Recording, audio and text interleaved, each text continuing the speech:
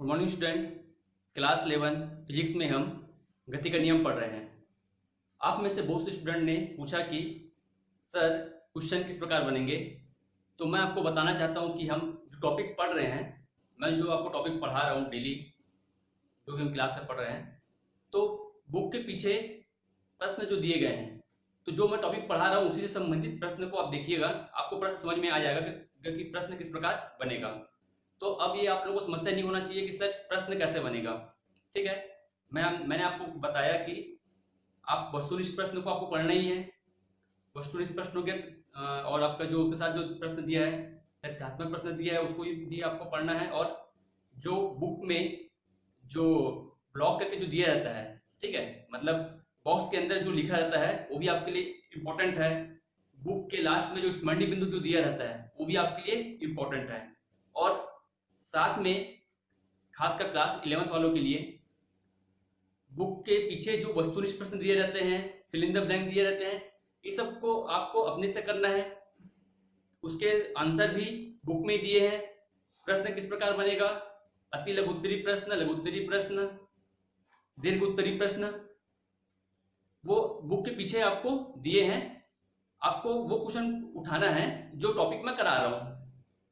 ठीक है, यदि आप रेगुलर वीडियो देख रहे हैं, क्लास अटेंड कर रहे हैं, तो फिर आपको समस्या नहीं जाएगी कि कौन सा प्रश्न हमें चुनना है और किस प्रकार का प्रश्न हमें मतलब उसके हल करना है। ठीक है, आज पढ़ लेते हैं हम रेखीय संवेग संरक्षण का नियम। रेखीय संवेग संरक्षण का नियम कहता है, यदि किसी निकाय पर कोई बाह्य बल न लग रहा हो तो उसका संपूर्ण रेखीय संवेग क्या होता है, नियत रहता है।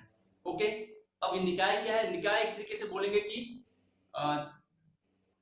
दो तीन वस्तु का कॉम्बिनेशन। जैसे कि हमने बंदूक से यदि गोली चला रहे हैं, ठीक है, तो बंदूक पीछे की तरफ जाता है, झटका लगता है हमें और गोली आगे की तरफ बढ़ती है। तो बंदूक और गोली का जो कॉम्बिनेशन है यहाँ पर, ये हमारा क्या है कहलाएगा, एक तरीके से आप इसे हम निकाय कहेंगे।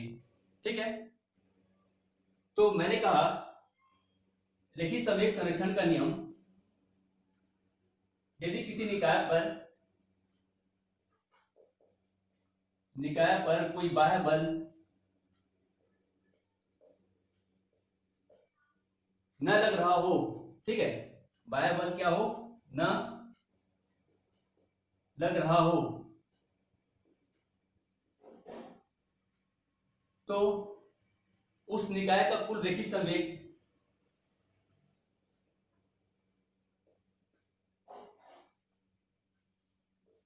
निकाय का कुल रेखीय संवेग क्या रहता है, आपका नियत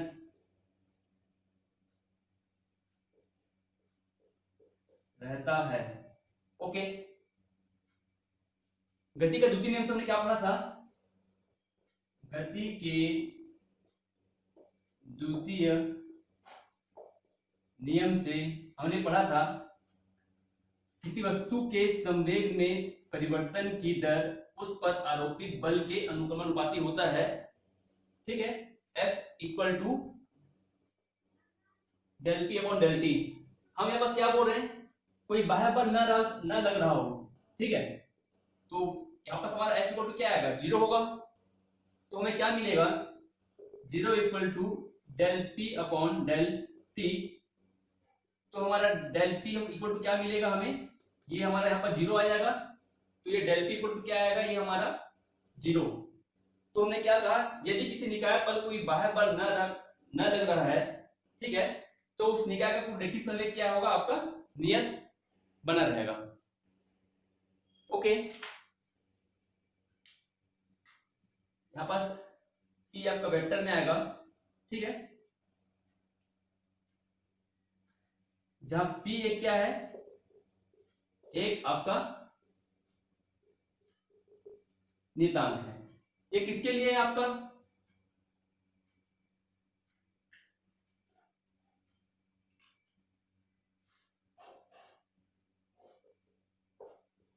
एक कण निकाय के लिए। ठीक है, एक कण के बारे में बात करेगा तो गति का द्वितीय नियम हमें देखना है। बहुत सिंपल है, गति के द्वितीय नियम में F इक्वल टू 0 रखने पर हमें P इक्वल टू क्या मिलेगा, एक नियतांक मिलेगा। ओके, दूसरा हम देख लेते हैं n कण के लिए।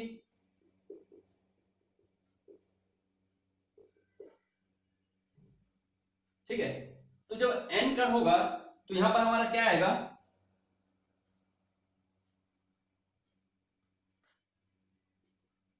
प्रत्येक कण का रेखीय संवेग क्या आएगा आपका, हम मानेंगे P1 P2 P3 P4। Okay, तो सेम वैसे ही आपका यहाँ पर क्या रहेगा, ये आपके किसके इक्वल है, सब ये सब आपके इक्वल है, P के इक्वल है। इसी को हम क्या कर देते हैं, डैश डैश करके Pn तक ले जाते हैं। तो ये कितने हो गए, ये सभी क्या है P के। ये बहुत सारे कणों का रेखीय संवेग आपका इस प्रकार है। तो P इक्वल किसके इक्वल होगा, P होगा आपका सभी के योग के इक्वल होंगे। यहां पर हमारा क्या आएगा, F equal to del P upon del T। P आपका क्या आएगा, P1 plus P2 plus P3 Pn। ठीक है, रख दीजिए P1 P2 P3 और ये डैश डैश आकर जाएगा कहां तक, Pn तक जाएगा, अपॉन डेल T। तो F इक्वल टू हमारा क्या है, निकाय पर कोई भार बनना नहीं लगेगा तो हम क्या लेंगे, F इक्वल टू 0 लेंगे। तो हमारा क्या आएगा, ये आएगा हमारा del T 1 plus P2 plus P3 Pn बटा डेल T। ठीक है, डेल T इस पर जब जाएगा तो हमारा क्या आएगा, ये हमारा आएगा 0। फिर जहां आपका क्या है P1 P2 P3 और डैश डैश Pn क्या है, एक नियतांक है। अब n कण बोल दिया तो जैसे एग्जांपल के तौर पर कोई बम है, ठीक है, विस्फोटकारी कोई बम है, बम यदि कहीं पर अगर ब्लास्ट होगा तो बम के क्या होंगे, इसके यहाँ पर मान के चलिए कोई बम है, यदि कहीं ब्लास्ट हो तो इसके क्या होंगे, 4 टुकड़े या फिर n टुकड़े हो गए। ओके, एक कण का संवेग P1, दूसरे कण का P2, तीसरे कण का P3, और जब बम विस्फोट होगा तो बहुत सारे टुकड़ों में विभाजित होता है, तो n कण रहेंगे तो उसका संवेग क्या रहेगा, Pn रहेगा। तो इस प्रकार आपका n कणों के लिए भी, ठीक है, देखिए संवेग संरक्षण के नियम से कुल संवेग क्या रहता है, आपका नियत रहता है। ठीक है,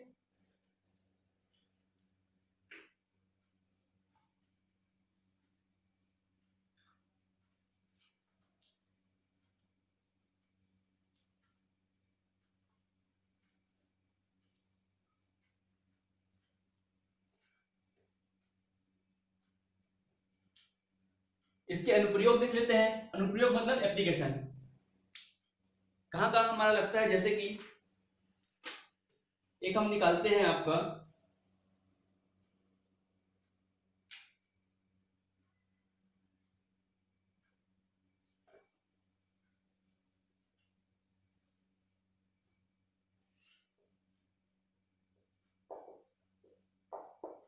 बंदूक का प्रति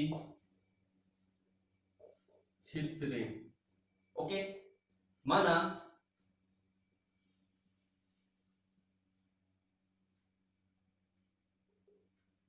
ठीक है, बंदूक का द्रव्यमान क्या है आपका, m है।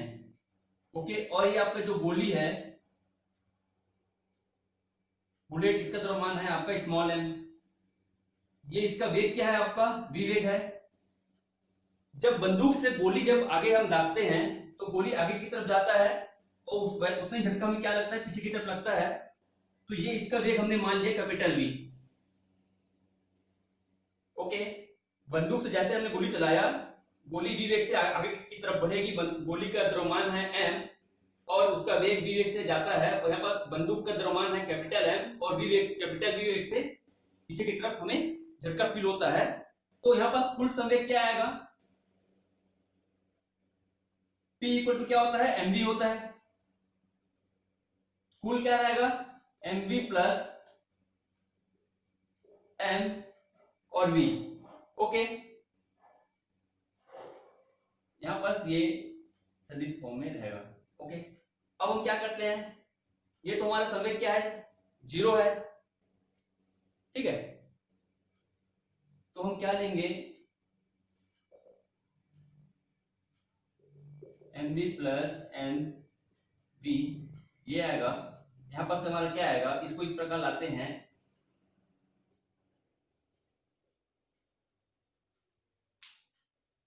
लाइट बोल गया है,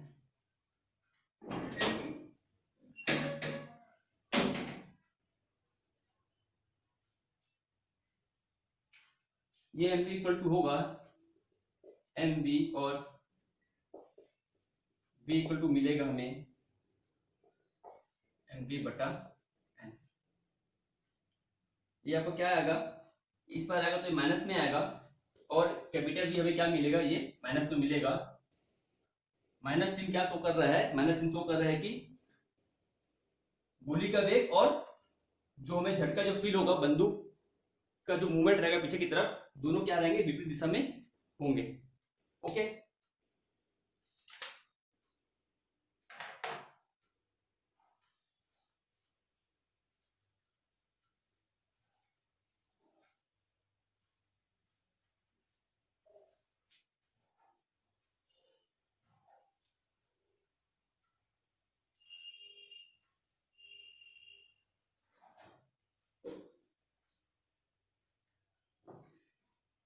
अगला टॉपिक हम देखते हैं,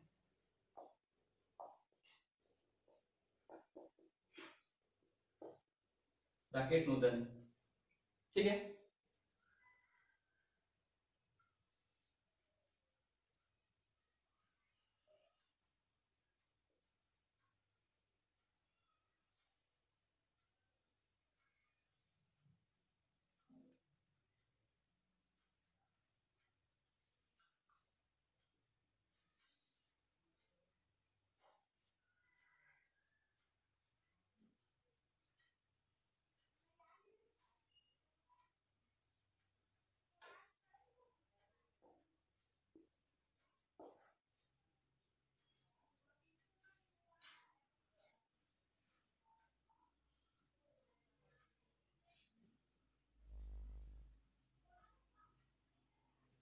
इसमें हम क्या क्या पढ़ेंगे, इसमें हम पढ़ेंगे, ये आपका रॉकेट है, ठीक है। इसमें हमें पढ़ना है, किसी क्षण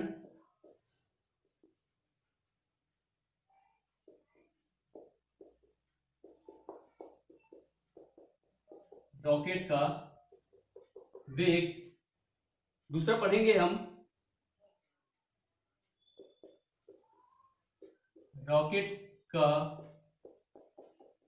प्रणोद, मतलब रॉकेट पर लगने वाला बल। रॉकेट का वेग निकालेंगे, रॉकेट पर लगने वाले हम बल निकालेंगे, और त्वरण मतलब ए, और दहन के पश्चात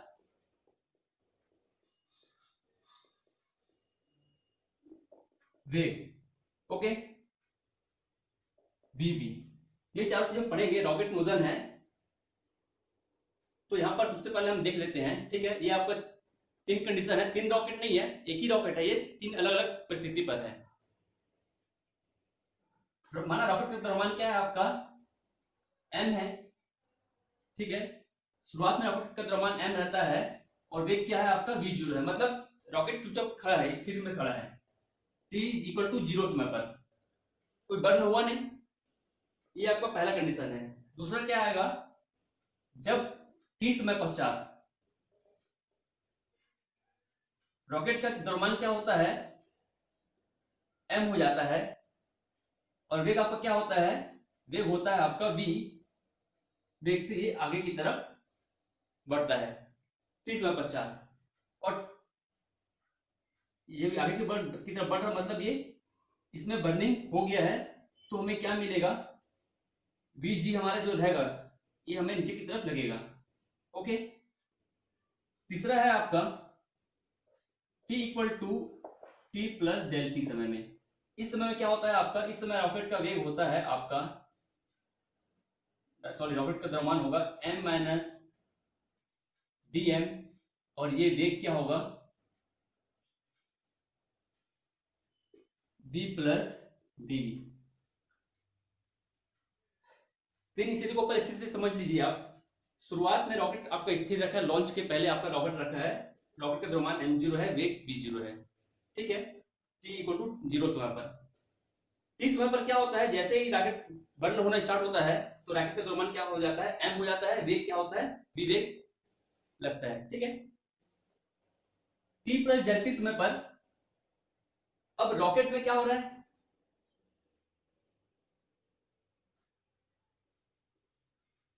अब रॉकेट से ईंधन बाहर निकल रहे हैं, ईंधन बाहर निकल रहा है मतलब रॉकेट का द्रव्यमान क्या हो रहा है, कम हो रहा है।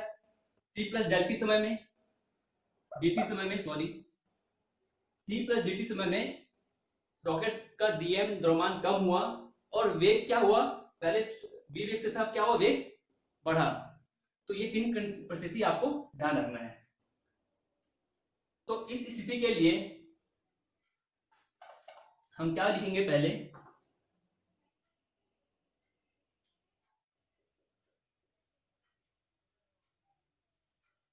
t समय या किसी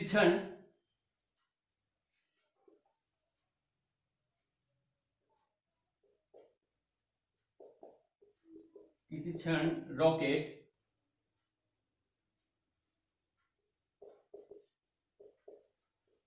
ईंधन निकाय का संवेग क्या रहेगा, किसी क्षण मतलब आपका ये t समय में t प्लस डेल टी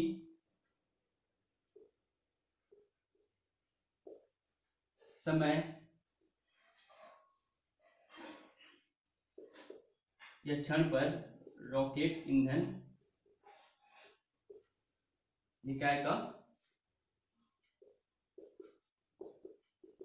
वेग, t समय पर रॉकेट ईंधन निकाय का जो संवेग है और t प्लस डेल्टा समय पर रॉकेट ईंधन निकाय का संवेग दोनों क्या रहेंगे, हमारे इक्वल रहेंगे। हम इसे क्या लिख सकते हैं,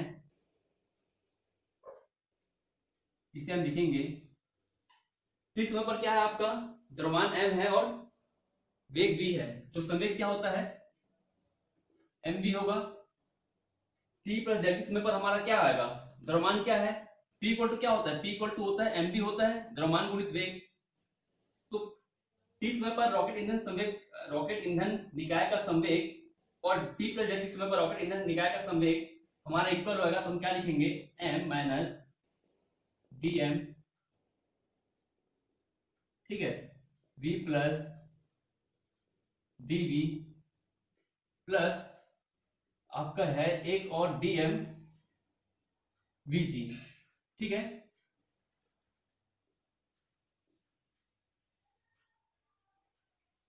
एक आपको गुरुत्वीय त्वरण यहां पास आपको मिलेगा, यहां पास हमारा क्या आएगा, mv equal to mv plus mdv, और ये होगा माइनस dmv माइनस dmdv, ये होगा आपका माइनस dmvg। ये आपके कट गए, समान है, तो यहां पर देखिए dmdv दोनों क्या है, अत्यंत छोटी राशि है, dmdv अत्यंत छोटी राशि होने के कारण क्या लेंगे, इसे जीरो लेंगे, क्या है, अत्यंत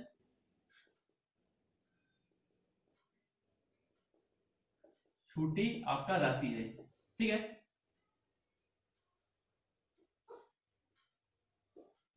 तो यहां पास क्या आएगा हमारा dmv और dmvg, इसे हम क्या करेंगे, अब m को इस पर पक्षांतर कर लेते हैं, m dv इक्वल टू में क्या मिलेगा, माइनस dmv और माइनस dmvg, ये हमारा क्या हो गया, ये हमारा हो गया 0, ये हमारा कट गया, बचा क्या 1 2 3 चीज बचे। तो मैं क्या करता हूं, इसको इस बार पक्षांतर कर लूंगा, तो ये क्या हो जाएगा मेरा माइनस में आ जाएगा, और ये तो माइनस में है ही है, तो सभी का माइनस हमें क्या कर देते हैं, हम काट देते हैं। अब हमारा क्या निकलेगा, M D V equal to, यहाँ पर से डी एम, यहाँ पर से डी एम बाहर निकाल लेंगे, तो क्या आएगा हमारा D M V plus V जी।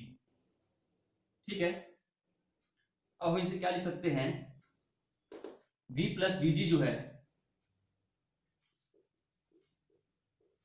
ये हमारा इसके u के इक्वल लिखेंगे। u आपका क्या है,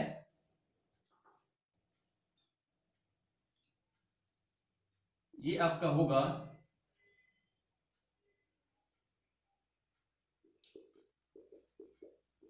रॉकेट के सापेक्ष गैस का वेग। ठीक है, तो m इक्वल टू क्या आएगा, M D V equal to आएगा डी एम यू। ठीक है, तो ये आपको M D V equal to U D M मिले हमें, जिसपे हमें क्या आएगा, इसमें हम देते हैं समीकरण नाम 1, जिसपे ये क्या है आपका v प्लस वी जी, ये जो है आपका, ये हम इसको लिखेंगे u के इक्वल रखते हैं, तो हमारा क्या आएगा, ये रॉकेट के सापेक्ष गैस का वेग आपका ये है। ठीक है, अब हमें क्या निकालना है, सबसे पहले रॉकेट का वेग निकालना है।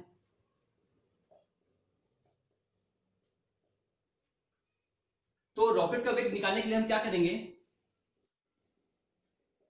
समीकरण 1 से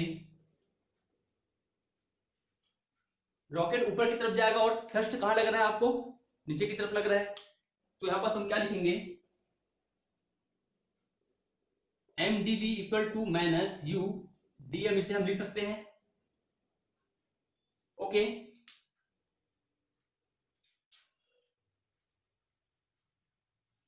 यहां मैं इसे मिटा देता हूं।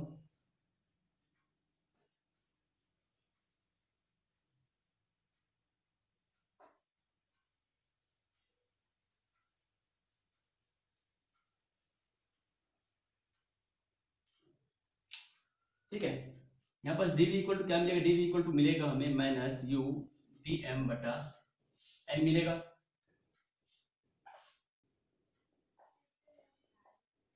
दोनों पक्षों का हम क्या करेंगे,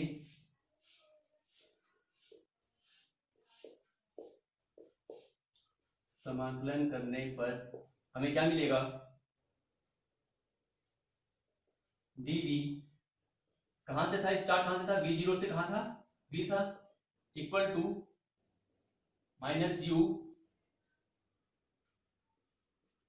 डी एम बटा एम, एम जीरो से एम तक। ओके, कर दीजिए, ये हमारा क्या आएगा, v minus V zero equal to minus U, इसे हम क्या लिखेंगे, log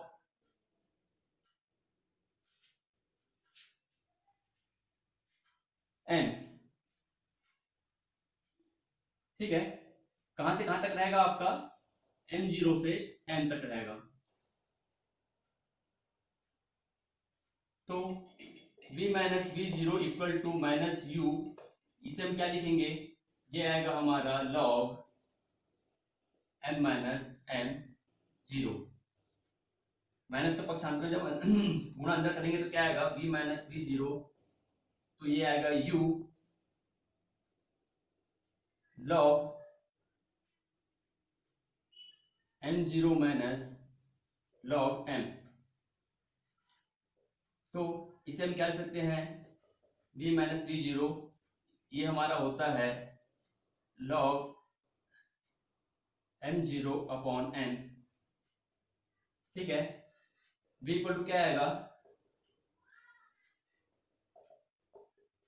v zero plus u log M zero upon M. तो ये आपका जो निकला समीकरण नंबर 2, रॉकेट का वेग के लिए हमारा व्यंजक निकला है। ठीक है, अब हमें क्या करना है, हमने वेग फाइंड कर लिया, अब हमें क्या करना है, प्रणोद ज्ञात करना है, लगने वाला बल हमें ज्ञात करना है। ठीक है, रॉकेट पर लगने वाला बल हमारा क्या रहेगा,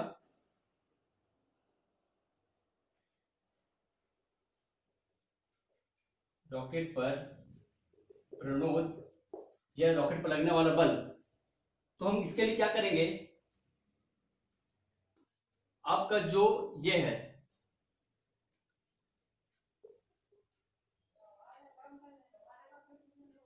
यहां से समीकरण नंबर 2 देते हैं, ये अपना समीकरण नंबर 3 है। ठीक है, समीकरण 2 में dt का भाग करने पर, समीकरण 2 क्या है हमारा, ये है,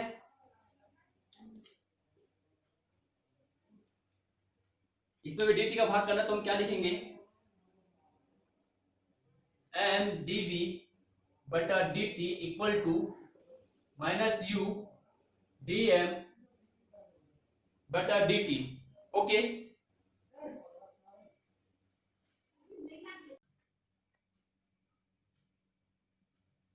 यहां पर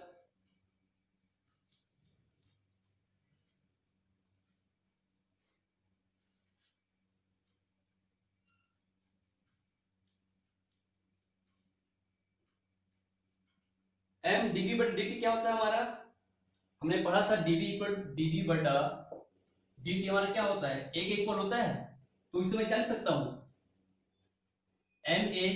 ठीक है, इसे मैं क्या लिख सकता हूं, ma लिख सकता हूं, ये हमारा किससे इक्वल हुआ, माइनस u dm बटा dt, ये आपका किसके इक्वल है, s के इक्वल है, s इक्वल टू है माइनस u dm बटा dt। ठीक है, तो ये आपका यहां पर से रॉकेट का जो प्रणोद है, इसके लिए हमारा व्यंजक निकला है। ठीक है, जो हम क्या बोल सकते हैं, s इक्वल टू क्या है हमारा, m dv बटा dt। तो इस क्षण रॉकेट का जो प्रणोद है आपका dv बाई dt का m गुना होता है। ओके, यही हमारा तो ma है। ठीक है, किसी क्षण रॉकेट पर प्रणोद निकलने वाली गैस के वेग और आपका जो ईंधन का जो होता है आपका दहन की दर के गुणनफल के बराबर होता है। तीसरा हमें निकालना है त्वरण। त्वरण हमारा क्या निकलेगा, यहां पर से देखिएगा हमारा ये F इक्वल टू क्या है हमारा, ये हमारा F equal to minus D U by D M बटा डी टी। इसी को हम क्या लिखेंगे, F इक्वल टू मैं क्या लिख सकता हूं, minus U D M by D T लिख सकते हैं हम। तो A इक्वल टू क्या आएगा, माइनस यू बटा एम डी एम बटा डी टी, ये हमारा निकलेगा तीसरा रॉकेट का त्वरण। और जो चौथा आपका है दहन के पश्चात वेग vb, vb हमारा क्या आएगा,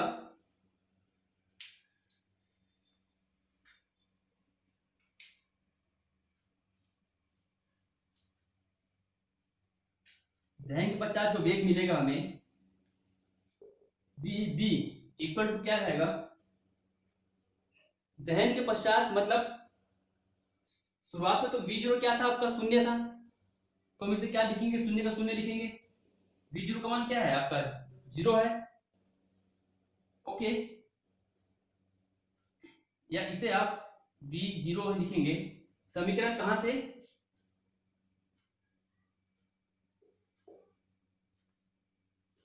दहन के पश्चात वेग,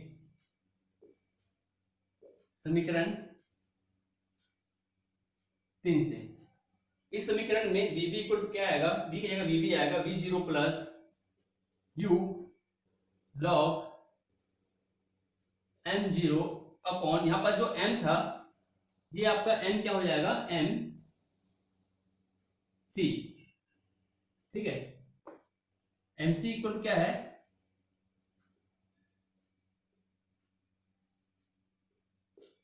दहन के पश्चात रॉकेट का द्रव्यमान है। तो रॉकेट नोजल का हमने वेग, प्रणोद मतलब बल, त्वरण और दहन के पश्चात वेग हमने सिंपल सा फाइंड किया है। ओके, समीकरण 3 से हम दहन के पश्चात वेग फाइंड करेंगे। समीकरण 2 से हम क्या फाइंड करेंगे, रॉकेट dt का जब भाग देने पर रॉकेट पर लगने वाला बल हम निकालेंगे और उसी से ही हम त्वरण का मान निकालेंगे।